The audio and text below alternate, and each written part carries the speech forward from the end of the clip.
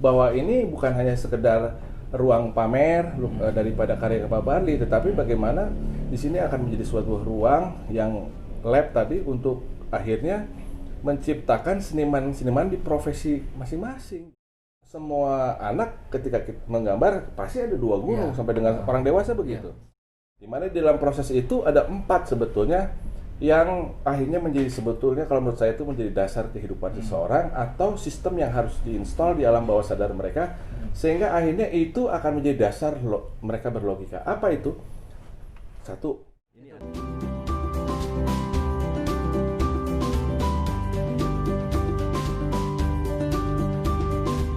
Assalamualaikum warahmatullahi wabarakatuh. Sobat Trip, jumpa lagi bersama saya di acara Ngebako.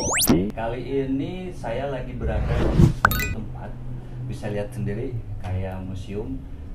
Tepatnya sih memang museum seni ya di sini ya. Dan bersama dengan narasumber kita Kang Adit Barli. Assalamualaikum Kang. Waalaikumsalam. Gimana kabarnya, sehat? Sehat. Alhamdulillah. Ya, kita langsung aja kita ngobrol-ngobrol. Kita ngobrol apa aja sih yang ada di sini dan siapa Kang Adit ini? Ya, kita ngobrol pertama Kang. Ini tempat apa sih Kang? Sebenarnya gitu. Seperti tadi yang dikatakan bahwa ini adalah salah satu museum yang ada di Kota Bandung yang memang berbasisnya seni ya.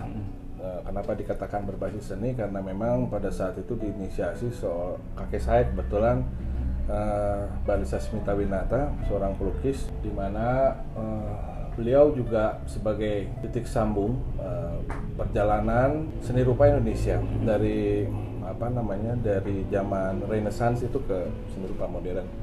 Dan maksud tujuannya untuk dibangunnya museum ini salah satunya adalah menjadi tempat penyimpanan karya-karya beliau yang mungkin bisa menjadi satu bentuk titik sambung ataupun menjadi sumber inspirasi bagi para seniman-seniman muda khususnya di garis seni rupa. Ya.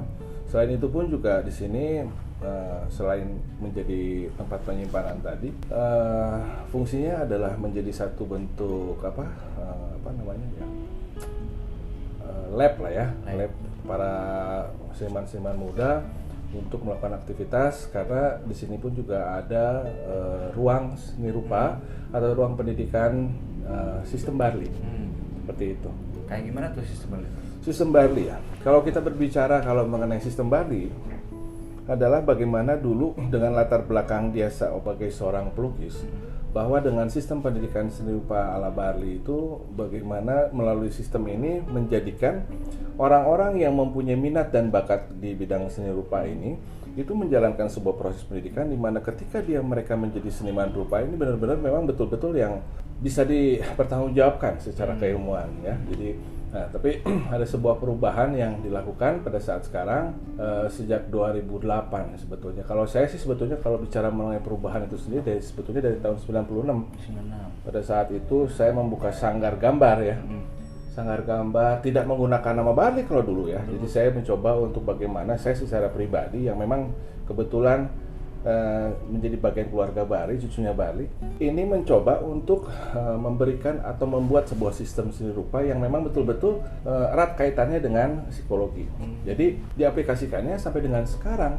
Ya, jadi kalau misalkan berbicara perubahan di Barli, di Museum Barli itu sendiri 2008, bahwa ini bukan hanya sekedar ruang pamer daripada karya Pak Barli, tetapi bagaimana di sini akan menjadi suatu ruang yang lab tadi untuk akhirnya menciptakan seniman-seniman di profesi masing-masing. Jadi bukan orang datang ke sini mereka belajar gambar atau datang ke sini mereka melihat hasil karya ataupun koleksi Barli, tetapi bagaimana ketika datang ke sini mereka membawa kesan ataupun setelah berproses di sini diharapkan akan menjadi seniman-seniman yang memiliki nilai rasa di profesinya masing-masing. Jadi tidak khusus pada seni rupa, tetapi kita melalui wadah tadi bagaimana akhirnya menanamkan rasa ya untuk akhirnya melengkapi jiwa seseorang. Jadi ketika kita berbicara seniman atau seni, karena seni kalau menurut saya di sini kan luas. Seni itu cara berperilaku kita dalam kehidupan dan memperlakukan sesuatu itu untuk akhirnya memiliki nilai dampak positifnya. Contohnya begini, copet aja. Ya. Copet dan seni copet pasti beda. Masak Dengan seni masak beda. Ya. Matematika, kenapa mungkin banyak orang yang tidak suka dengan matematika? Rumit, kayak rata-rata bilang rumit itu. Kalau rumit relatif, Ya. tetapi coba kaitkan dengan seni matematika. Di situ ada nilai rasa, ada nilai apa yang disebut dengan toleransi, ya. Bagaimana seorang guru matematika itu dengan cara mengajarnya yang mungkin dipikirkan gimana supaya anak suka sama matematika, gitu ya. Seperti itu. Kebanyakan orang sebelum dengar kata matematika aja udah wah susah. Jadi di sistem yang baru ini lebih menerapkan supaya orang itu punya rasa di dalam seninya itu. Ya kalau bukan rasa di seninya ya, maksud saya itu jadi dia menjalankan kehidupannya itu dengan rasa. Jadi dengan rasa ini akhirnya akan muncul seninya ya. Jadi tidak hanya diterapkan dalam sebuah lukisan misalkan, tapi diterapkan juga rasa itu tuh jadi kehidupan pribadi juga diterapkan. Cara berbicara, dengan berbicara. Kalau misalkan kita paham dengan seni berbicara kan ada tata titiknya, ya. Bagaimana kita berbahasa yang baik, bagaimana kita berbicara saat kita berbicara dengan orang tua, ya, dengan orang seperti itu sehingga akhirnya mempunyai ya ketika kita berbicara bukan hanya berbicara tetapi dia akan ada makna di balik pembicaraan tadi kan seni berbicara lain. Jadi nggak langsung ceplos.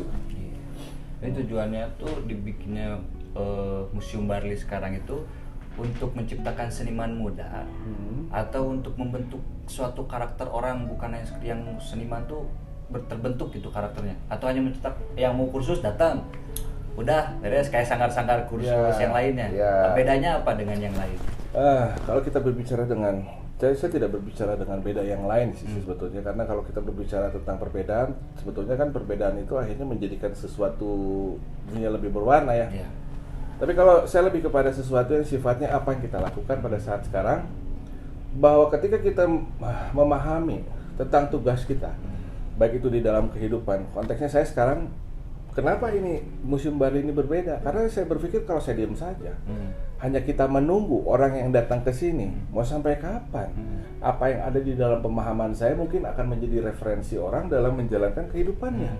Tetapi saya mencoba untuk aktif bagaimana melakukan kegiatan-kegiatan ini di luar daripada konteks museum itu sendiri. Jadi bagaimana ketika saya memahami itu sebagai sebagai satu bentuk pedoman kehidupan seni itu tadi, akhirnya terkoneksi dengan kadang-kadang dengan orang-orang ataupun lingkungan-lingkungan ataupun kelompok-kelompok yang di luar daripada seni rupa itu sendiri. Dan akhirnya bagaimana sebetulnya melalui itu tadi sebetulnya untuk akhirnya orang merasa oh ternyata pendidikan seni ketika diterapkan ini luar biasa ya. Saya melakukan satu produk-produk gitu dengan itu tadi ya. Jadi akhirnya salah satunya adalah bagaimana sebetulnya seni itu ketika kita paham bisa membangun ataupun menggerakkan orang minimal punya pemahaman bahwa kita itu memang betul-betul bersaudara. Ya. Jadi nilai-nilai itu tadi, nilai loyalitas kita, bagaimana membangun itu tadi, bahwa kesetaraan, bagaimana sebetulnya konsep satu rasa itu harus dipikirkan lagi, bahwa kalau konsep bicara satu rasa sebetulnya tidak bisa satu rasa. Justru karena contohnya begini, dalam sebuah kelompok ya, ketika mereka berbicara mengenai masalah satu rasa, saya akhirnya mencoba untuk membahas mengenai satu rasa tadi, bahwa saya dan kamu sama-sama suka asin misalkan ya, tetapi kan mungkin dalam hal ini kadar asin kita yang berbeda ya itu tadi. Jadi bagaimana melalui seni ini akhirnya kita mencoba untuk men-trigger sebuah kegiatan-kegiatan yang akhirnya membangun nilai-nilai tadi, saudara. Jadi mungkin menciptakan rasa yang berbeda-beda tapi satu tujuan, apa kayak gitu maksudnya? Ya, satu tujuan. Nah, terus dengar-dengar juga Kang Barli sempat jadi guru nih, jadi guru gambar. Itu awal mulanya gimana? Guru gambar ya, guru gambar sampai dengan saya sekarang, sampai dengan saat ini saya menjadi guru gambar dan itu menjadi sebuah profesi saya pada saat sekarang. Karena kalau dari dulu awalnya dari mana? Pertama atas dasar sebuah keresahan ya, ketika pada saat tahun 96 itu saya melihat ketika melihat buku gambar anak saya tuh yang pada saat itu bersekolah di salah satu sekolah di Bandung itu masih dengan konsep dua gunung, ya, tuh. Satu matahari, itu luar biasa ya. Jadi kalau buat saya itu membudaya juga tuh, jadi budaya itu dua gunung. Kenapa? Karena tanpa disadari akhirnya itu menjadi pola semua anak ketika menggambar pasti ada dua gunung sampai dengan orang dewasa begitu. Nah yang saya resah pada saat itu kenapa? Karena kalau kita lihat bahwa salah satu tujuan adanya mata pelajaran menggambar di sekolah kan tujuannya untuk membangun kreativitas ya. Tetapi bagaimana akhirnya kreativitas ini akan terbentuk dan seni rupa ataupun menggambar di sekolah itu menjadi penting kalau tetap diajarkan cara menggambar dengan pola-pola tadi. Berarti kan di sini bicara mengenai benar salah ya. Ya seperti itu, sehingga yang akhirnya akan maju itu sesuatu yang sifatnya bakat dan tidak bakat ya, diajarkan cara menggambar ya.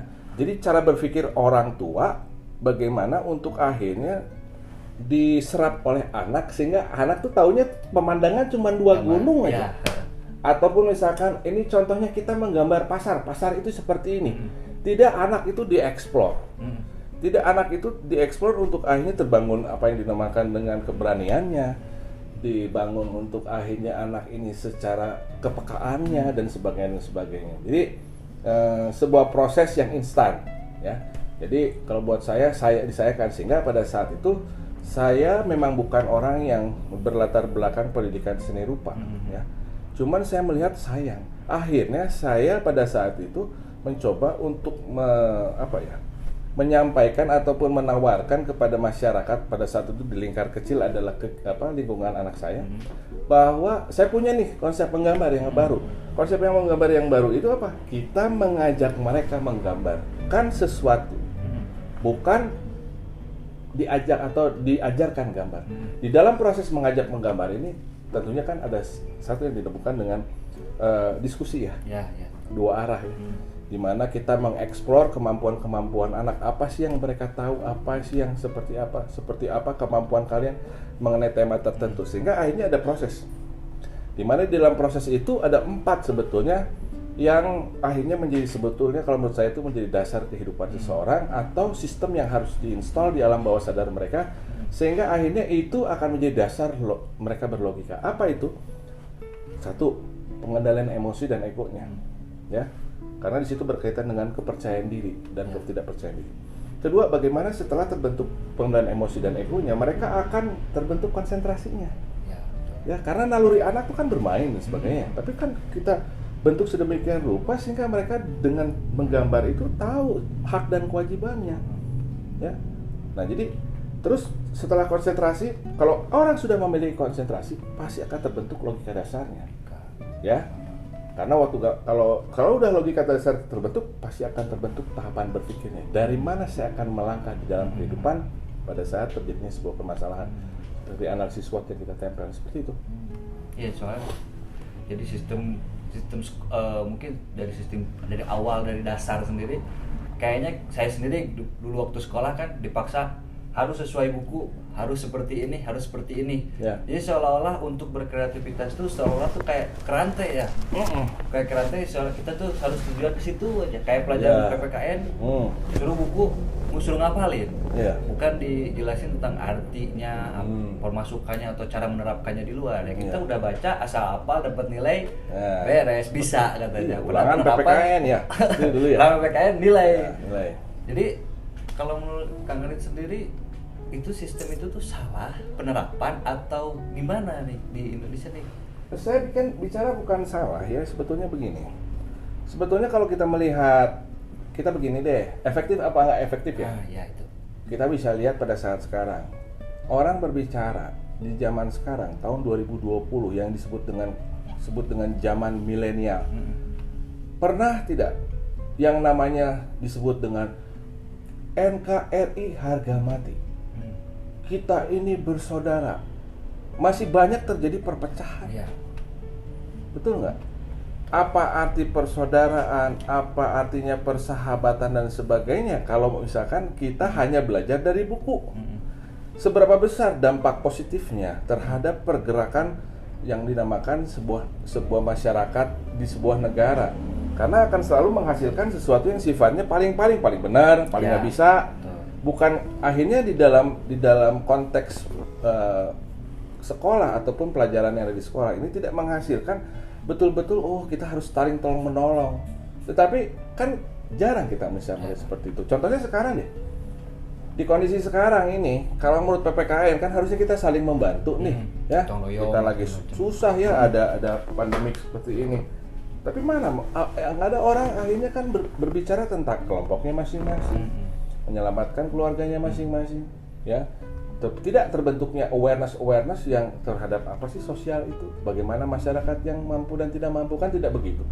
Dengan alam pun sama. Jadi kalau buat saya itu sebetulnya ini merupakan sebuah pembuktian bahwa apa yang selama ini dikatakan sekolah itu bisa menjadikan kita itu makhluk-makhluk atau manusia-manusia yang punya adab, yang punya terbangun kesadaran tentang kebangsaan dan sebagainya, mana?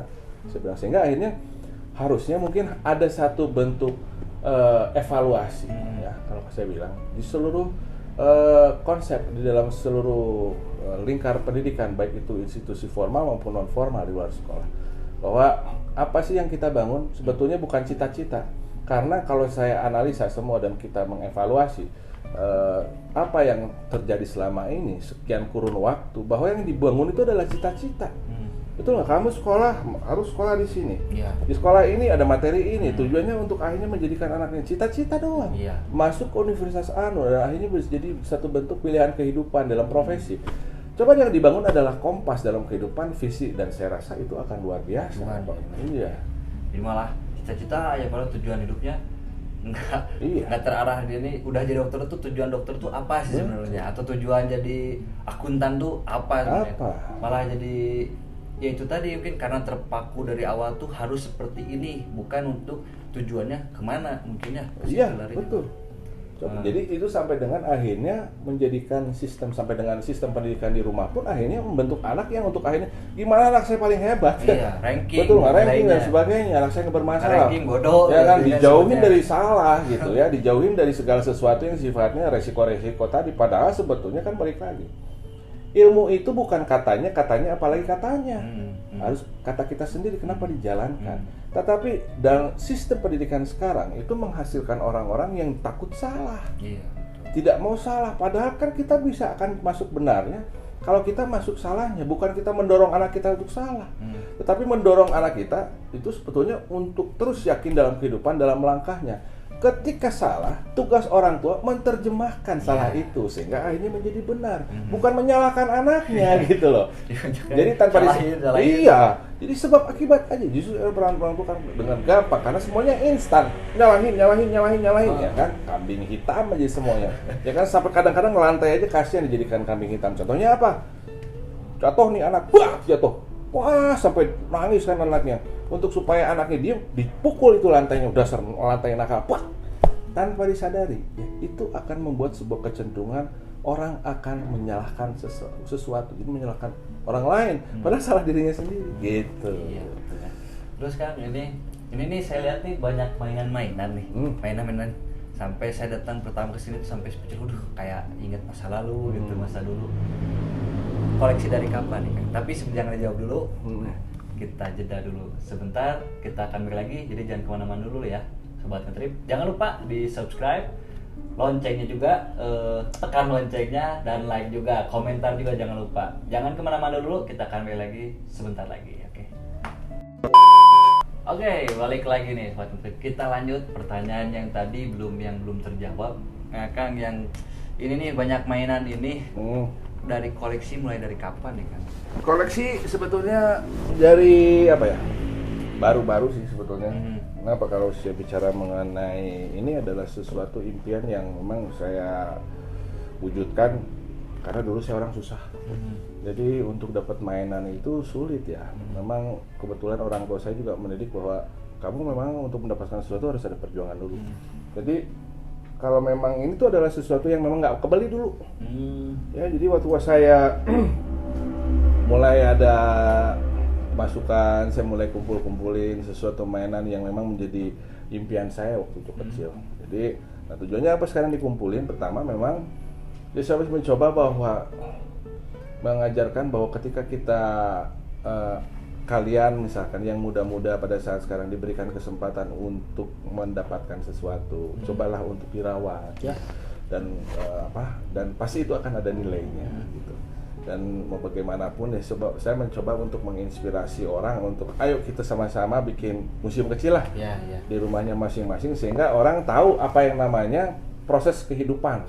Ya, nilai-nilai perjuangan kan kadang-kadang anak-anak sekarang gampang aja dia beli mainan, ya kan nggak ngerti orang tua susah carinya ya, rusak dan sebagainya. Tapi disitulah mulai kita mencoba untuk menanamkan nilai-nilai dalam kehidupan, nilai menghargai orang tua dari hal yang paling kecil dan sebagainya. Penuh filosofi, penuh cerita gitu ya. Nah, tadi di depan ngelihat nih ada foto-foto anak bumi lagi belajar. Nah, itu apa tuh, Kang? Anak Bumi itu adalah salah satu produk Museum Bali ya, atau saya pada saat itu yang memang berbicara begini. Kalau kita mau melakukan sesuatu, saya jangan hanya menunggu, tetapi coba untuk akhirnya membangunnya tadi. Kita bicara cita-cita. Kalau saya coba untuk bagaimana sebetulnya kalau saya merasa bahwa ini penting, sistem ini penting, saya mencoba untuk keluar gitu. Salah satunya produknya Anak Bumi. Di situ kita berbicara bukan kita berbicara hanya komersil saja dalam kehidupan, tetapi mungkin ada sisi sosial yang itu menjadi sebuah tanggung jawab kita sebagai makhluk Tuhan ya. Bahwa ada hal-hal yang mungkin kalau bicara kenapa nggak saya coba terapkan di adik-adik saya ataupun di lingkungan-lingkungan yang pada saat itu saya nilai mereka itu adalah manusia-manusia atau masyarakat yang termarginalkan. Mereka sekolah, tetapi saya mencoba untuk, karena memang sistem pendidikan menurut saya ini harus ada yang saya lengkapi dengan sistem ini, saya coba masuk melalui mereka. Jadi melalui seni rupa saya mencoba untuk bagaimana membangun nilai-nilai persaudaraan di antara mereka, nilai-nilai etika ya, cara berbicara dan sebagainya, sehingga akhirnya mungkin bisa menjadi pelengkap pembentukan karakter mereka. Kenapa saya katakan pelengkap pembentukan karakter? Karena hak daripada pembentukan karakter tetap orang tua, sehingga akhirnya tidak akan tidak akan menyamaratakan semua menjadi karakter yang sama ya, kuningisasi ataupun bagaimana, tetapi dari karakter-karakter yang terbentuk ini saya mencoba untuk melengkapi, akhirnya terbentuk tadi rasa akhirnya nilai-nilai persaudaraan, rasa ingin menolong, rasa harga diri itu harus dengan cara apa, bukan karena apa yang kamu punya atau karena kepunyaan kamu, tetapi justru dari nilai apa yang memang bisa dia lakukan untuk dirinya, untuk keluarganya, untuk masyarakatnya, dan untuk lingkungannya. Jadi melalui seni rupa itu tadi saya masuk ke grassroots gitu. Jadilah Anak Bumi. Karakter berarti. Karakter itu kan tadi kamu bilang yang bentuk bisa bilang berapa, yang paling banyaknya itu dari rumah, berarti orang tua. Ya. Berarti kalau ada yang anak atau remaja atau ya katakanlah anak lah, yang tiba-tiba di luarnya mabuk-mabukan atau ke dunia hitam, ada juga yang juga lurus, ada yang juga agamanya bagus, itu berarti makannya. Silakan. Uwi pemirsa. Uwi sabo. Karakter itu yang nyiptain orang tua, berarti kalau si anak salah orang tua dong. Nah, jangan salahkan anak. Tetap bagaimanapun, kalau buat saya gini loh. Jadikanlah salah ini punya nilai dalam kehidupan. Tidak ada yang tidak mungkin. Justru di sini yang namanya anak. Kenapa kita nggak bisa nyalahin anak? Anak nggak minta dilahirkan. Mereka lahir dari ego kita sebagai orang tua yang memiliki keturunan. Nah, disitulah sebetulnya kita sebagai orang tua juga diuji egonya, bener nggak kamu? Ya, karena balik lagi, jangan salahkan anaknya begitu, salahkan orang tuanya. Tapi kembali lagi, selama bicara kita bahwa salah itu punya nilai dalam kehidupan, sehingga akhirnya harusnya menjadi analisa, kenapa anak kita begitu? Untuk para orang tua, apalagi sekarang banyak orang tua yang instan. Contohnya membawa anaknya ke psikolog. Bukan ke psikiater ya, kalau psikiater itu ilmu jiwa. Psikolog untuk cari minat bakat anak, ya. Terus untuk mengetahui apa sih kecenderungan dan kesukaan anak. Kenapa harus ke psikolog? Ya. Kita orang tuanya loh. Kalau kita menjalankan dengan kesadaran, memiliki rasa, ketulusan dalam membina, membentuk anak tadi, akhirnya kembali lagi kita tahu sebenarnya apa yang menjadi minatnya dan segala macam. Cuma kadang kita tuh orang tua tuh nggak setuju dengan minat anaknya karena pengen anaknya seperti ini. Jadi salah jalur gitu. Ya, jadi kayak gini ya, nggak ada yang salah juga dengan keinginan orang tua yang ingin menjadikan anaknya sukses gitu. Tapi kan kadang-kadang mereka paham tidak dengan prosesnya bagaimana membentuk. Karena kembali lagi, jangan terpaku kepada sistem pendidikan yang akhirnya menjadi pendidikan rumahan, mengarah anak ini hanya untuk cita-citanya saja. Jadi apa? Tapi coba aja satu, apa yang dinamakan dengan visi kehidupan adalah nilai manfaat. Tadi. Sehingga kembali lagi dalam prosesnya itu ada bagaimana peran orang tua tadi dalam menjelaskan langkah-langkah anak, bagaimana membangun potensi anak, bagaimana membangun kepercayaan diri anak, kan begitu. Disitulah ada nilai keikhlasan, ya, nilai syukur. Makanya saya bilang, wah ini sesuatu yang harus kita bicara panjang tentang bagaimana sistem, ya. Tetapi intinya adalah satu aja pada saat sekarang, bagaimana kita mulai pada saat sekarang bukan hanya berbicara tentang cita-cita, tetapi bagaimana membangun nilai manfaat dari seorang anak. Pasti akan luar biasa. Contohnya apa? Kamu harus belajar. Ya. Supaya, tuh kamu anak, kamu kebanggaan papa ya. Pasti akan bikin papa makin lama makin bangga. Otomatis anak akan belajar lebih hebat segala macamnya. Nah, nanti dari pulang sekolah pasti papa dan mama pasti senang banget kalau kamu cepat pulang ke rumah. Dan awas ya, kamu pulang ke rumah langsung pulang. Langsung kemana-mana. Gitu. Ya kenapa sih ngomong begini? Pengalaman. Iya. Berarti salah satu untuk bikin apa dengan adanya anak bumi itu, karena kan yang dijar anak-anak gitu ya. Itu untuk melengkapi apa yang kurang dari pola pendidikan sekolah dan di rumah. Akan masuk misinya untuk melengkapi di tengah-tengah kekosongan itu. Mantap sekali. Oke, ini pertanyaan terakhir nih kan. Aku kayaknya tadi dua sih sebenarnya. Ada slogan membangun rasa mengisi jiwa. Melengkapi jiwa. Artinya membangun. Jadi sebetulnya gini, membangun rasa untuk lengkapi jiwa. Rasa yang mana? Kadang-kadang orang berbicara tidak berperasaan. Ya kan? Kenapa? Karena tidak memiliki rasa yang memang betul-betul yang dibentukkan perkataan rasa. Contohnya begini. Bisa menghalalkan segala cara untuk mendapatkan apa yang diinginkan. Bisa tega menjatuhkan teman untuk sesuatu yang diinginkan, jabatan atau apa, betul? Mana perasaan? Kenapa sekarang itu banyak terjadinya perpecahan, banyak saling tuding, saling menyalahkan, mendiskreditkan dan sebagainya. Justru kalau kita memiliki tadi rasa yang melengkapi jiwa tadi, insya Allah akan menjadi sesuatu yang seimbang dalam kehidupan. Kita tidak berbicara atau mendiskreditkan sekarang dengan pola sekarang ini, cuman sangat disayangkan kalau generasi ke depan ini bukan berbicara tentang bagaimana kita membangun rasanya.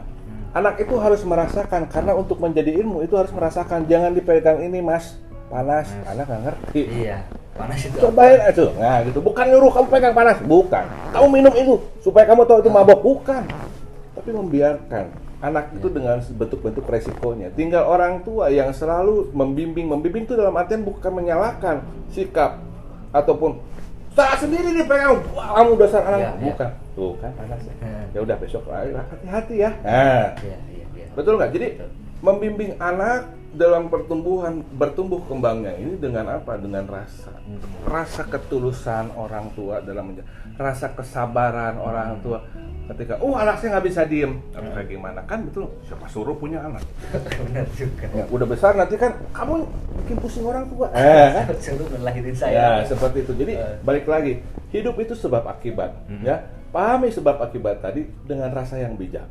Karena jangan pernah kita pada saat sekarang berbicara capek mengurus anak atau capek menghadapi anak yang lari-lari dan gak mau diem. Kalau kita nggak pengen punya anak. Ya, itu tidak mau ada ngambil resikonya. Ya, jadi rasa lengkapi jiwa itu untuk akhirnya sok apa-apa tuh pergunakan rasanya. Sampai dengan akhirnya kalau kita berbicara secara ilmu apapun, sok rasain dulu dalam kehidupan. Baru conclusion atau kesimpulannya, nah itu kamu bisa pertanggungjawabkan. Karena rasa itu yang melengkapi jiwa-jiwa kamu tadi gitu loh. Jadi jiwanya tidak kosong. Ya. Terisi. Maka gara-gara kan lagi negara proyek kan namanya Boga Lakon. Apa sih suka? Apakah Boga Lakon ini dari kisah inspirasi sendiri atau perjalanan hidup atau keluar dari keresahan? Kalau saya Yang pasti cobain. Cobain, kan kamu yang bawa tadi kenapa? Silakan. Mau. Pemirsa enak banget. Ini contohnya, ini rasa. Nggak mungkin ini menjadi sesuatu yang dia bertahan lama sampai dengan saat ini si tukang dagang kalau tidak menggoreng pakai rasa. Benar nggak? Kalau nggak mah asin teuing ya. Betul nggak? Amis teuing, betul nggak? Nah, balik lagi ke sana. Bahwa sekarang apapun yang saya coba untuk lakukan, sebetulnya mudah-mudahan ini menjadi sebuah warisan ketika saya tidak ada, karena saya sadar hidup hanya sekali. Saya bukan merasa siapa-siapa. Saya seorang bapak, seorang suami juga, yang bagaimana mungkin ini bisa menjadi sebuah acuan kehidupan nantinya. Jadi apa yang saya lakukan ini atau yang saya siarkan pada saat sekarang dengan konsep Bukalapak atau disebut dengan gerakan Bukalapak, itu terinspirasi saya dari diri saya sendiri. Bahwa saya sudah mengalami kehidupan, hitamnya kehidupan, putihnya kehidupan, bagaimana pada saat ini menjadi sebuah pemahaman di dalam hidup saya bahwa hitam itu penting untuk putihnya, begitu pula juga putih itu penting untuk hitamnya. Sehingga akhirnya Bukalapak ini adalah sebuah gerakan, bukan tujuannya untuk membuat sebuah kelompok, komunitas, ya, apapun bentuknya, tapi ini hanya merupakan sebuah gerakan moral untuk akhirnya Bukalapak ini menjadi satu yang disebut dengan acuan kehidupan. Bagaimana kita di dalam kondisi seperti ini, kita ini muncul sebagai apa? Bukan jagoan Bukalapak itu, tapi sebagai penyambung rasa. Ya. Penyambung rasa apa? Nilai-nilai itu tadi, yaitu bagaimana kita akhirnya penyambung rasa apa itu persaudaraan, penyambung rasa untuk akhirnya kita mencoba untuk memfasilitasi seseorang yang butuh dengan orang yang memiliki dan sebagainya. Jadi Bukalapak itu bukan bicara jagoan, tapi Bukalapak itu adalah sebuah ajakan untuk ayo kita jadi Bukalapak yang memiliki nilai-nilai manfaat. Tentunya manfaat yang baik, bukan manfaat yang jelek. Karena kalau bicara Bukalapak yang jahatnya, Bukalapak yang baiknya juga ada. Tetapi kan kita memilih yang mana. Ya. Jadi berharap bahwa ayo cobalah untuk menjalankan keyakinan dalam kehidupan, untuk jangan takut dalam menjalankan kehidupan. Jangan takut salah. Karena salah itu memiliki nilai bagi kehidupan. Ya kan dia akan paham, karena jangan sampai itu dia ngomong benar tapi katanya. Ya.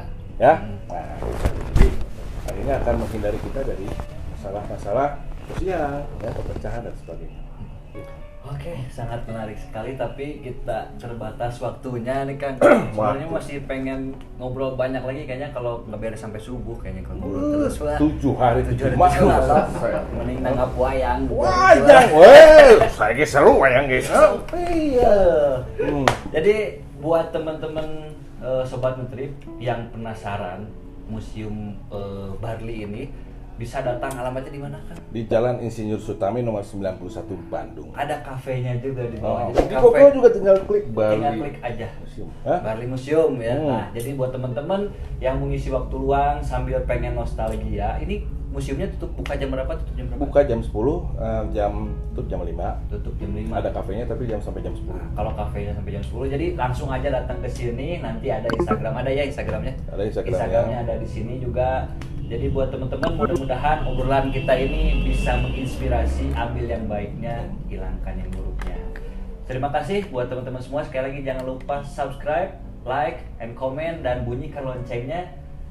Dan follow juga IG kita di sini. Kita akan jumpa lagi di waktu yang lain dan dengan narasumber yang beda. Terima kasih Kang Warli. Saya juga boleh ya, minta ya. Boleh, minta apa? Subscribe. Bukalapak Hesepai. Bukalapak Hesepai-nya. Ya. Nanti juga ada di bawah. Ada di bawah dong ya. Oke, terima kasih sekali lagi. Assalamualaikum warahmatullahi wabarakatuh. Waalaikumsalam.